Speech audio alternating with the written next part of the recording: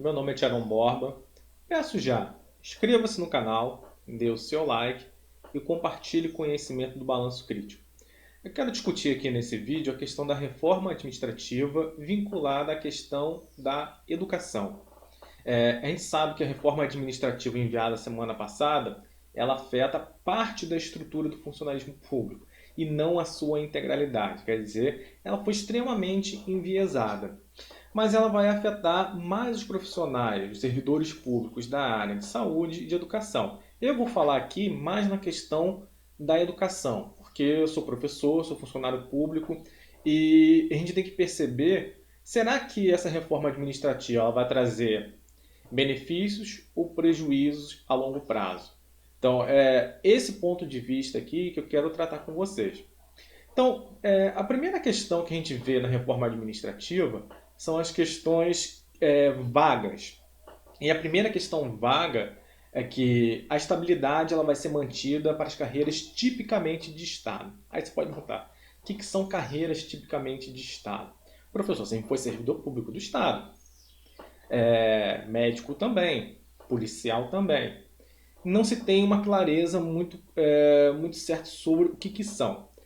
Nessa semana, a senadora Simone Tebet, que ela é presidente da Comissão de Constituição e Justiça, que é a principal comissão que vai tratar sobre a constitucionalidade, né, do ponto de vista político para essa reforma, ela falou o seguinte: carreiras típicas de Estado, o que é um tema que já está pacificado, segundo ela. O entendimento é o seguinte, que todas as carreiras que não são realizadas no setor privado são carreiras típicas de Estado. Exemplo, juízes, policiais, auditores fiscais, promotores, procuradores. Todos esses profissionais que não encontram-se no setor privado são carreiras típicas de Estado. Então, professores e médicos, como tem uma área de atuação no setor privado, elas são carreiras que não são típicas de Estado. Então, elas vão perder estabilidade. Então, esse é o primeiro aspecto. Agora, aí a gente precisa entender um pouco qual a função da estabilidade. Não quer dizer que a estabilidade ela não tem efeitos colaterais, né? Toda decisão que a gente toma, a partir do momento que a gente toma uma decisão, a gente abdica das outras. A gente vai tomar de uma maneira racional a ação que provoque menos efeitos colaterais. Assim que o serviço público, uma política pública, ela deve funcionar.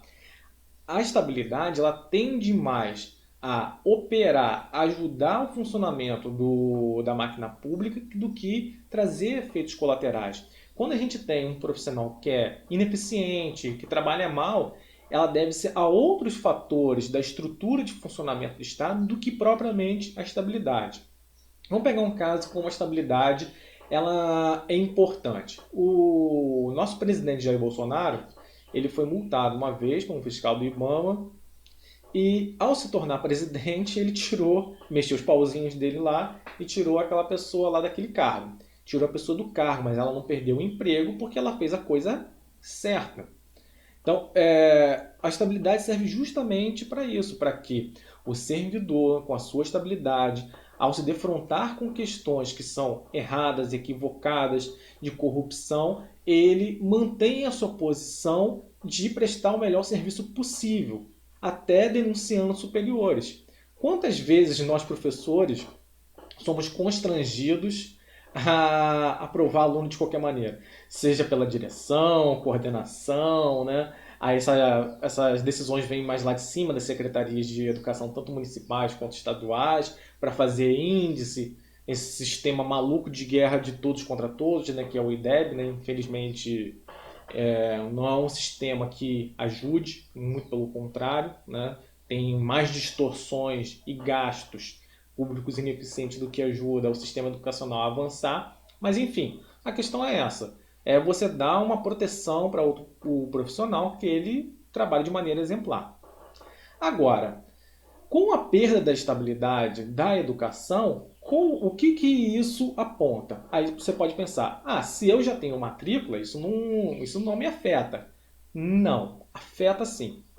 Se você já é servidor mesmo sendo professor, isso te afeta. Te afeta pelo menos de duas maneiras.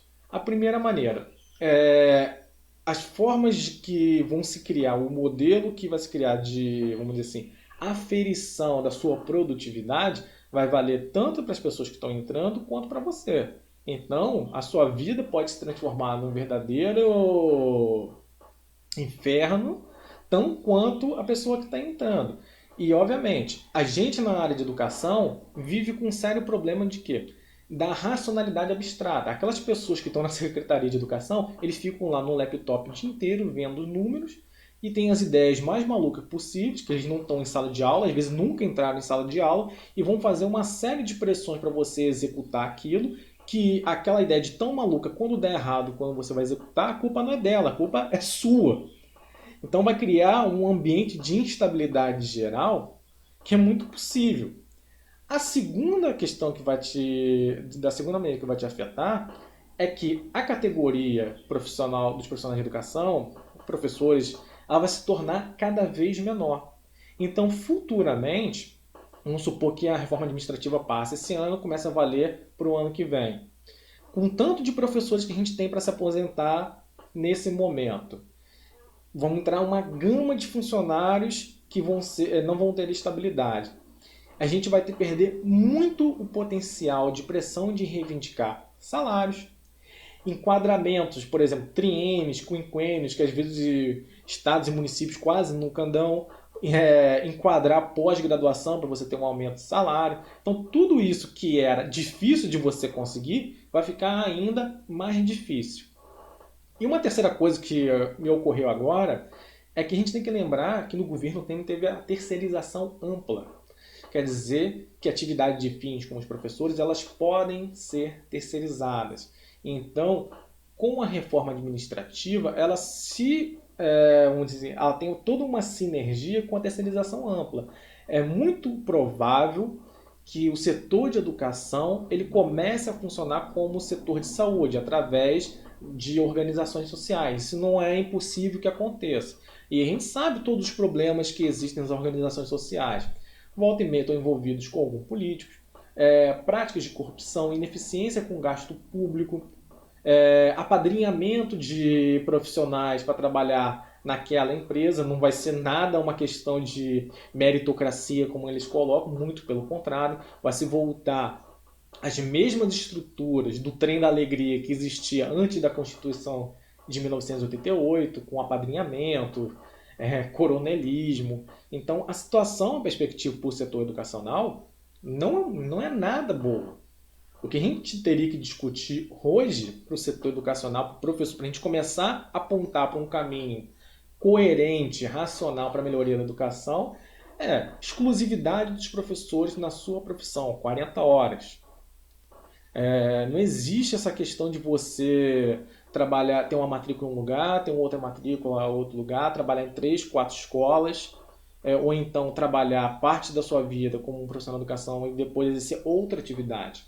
Isso não profissionaliza o professor na área educacional. O que a gente precisa hoje é ter um salário digno e que as pessoas vivam a educação na sua integralidade profissional. Não fica compartilhando isso com outras experiências profissionais. Mas isso vem de uma medida para apontar para a profissionalização do professor. E várias outras questões. A retirada da estabilidade ela vai provocar mais danos e apadrinhamento político, coronelismo, todos aqueles erros que a gente tinha no passado. Quero saber a sua opinião, se concorda ou não concorda. Comente aqui embaixo. Até a próxima.